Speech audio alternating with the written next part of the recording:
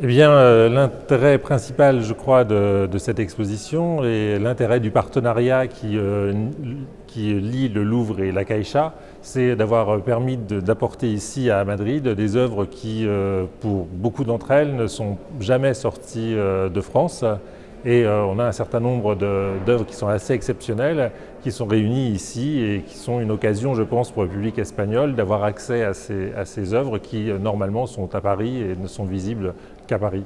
Alors je crois que le plus intéressant, c'est que dans cette exposition, nous avons eu l'opportunité, la possibilité de faire ce qu'il est très difficile de faire dans un musée comme par exemple le Louvre ou comme le Prado à Madrid, c'est de mélanger les œuvres, de mélanger des œuvres qui sont de types différents. On a ici des vitrines qui montrent des œuvres en terre cuite, en bronze, enfin, un mélange de matériaux, beaucoup de couleurs, contrairement à ce qu'on pense d'habitude de l'art romain, qu'on imagine comme toujours le marbre bien blanc. Ici, on a pu mélanger ces matériaux et on voit en quelque sorte ces œuvres dans un contexte qui est différent du contexte où on les voit habituellement. Et ça, je pense que c'est un type de présentation très intéressant qu'on aimerait bien, nous, au Louvre, mettre en place dans nos salles. Dans la Rome antique, les femmes sont considérées comme mineures et juridiquement elles sont l'égale des enfants, puisqu'en fait elles dépendent toujours d'un homme, que ce soit leur père et ensuite leur mari.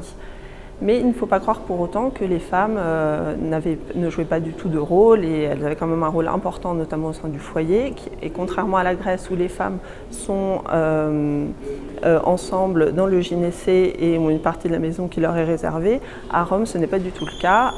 Elles partagent les repas avec les hommes.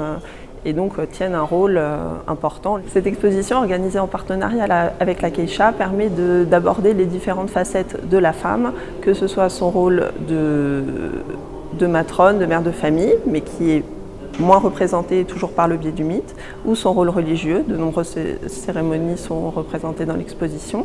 Et enfin, son aspect plus monstrueux, que ce soit les femmes qui se tiennent à l'écart des hommes ou les femmes monstres, les créatures monstrueuses.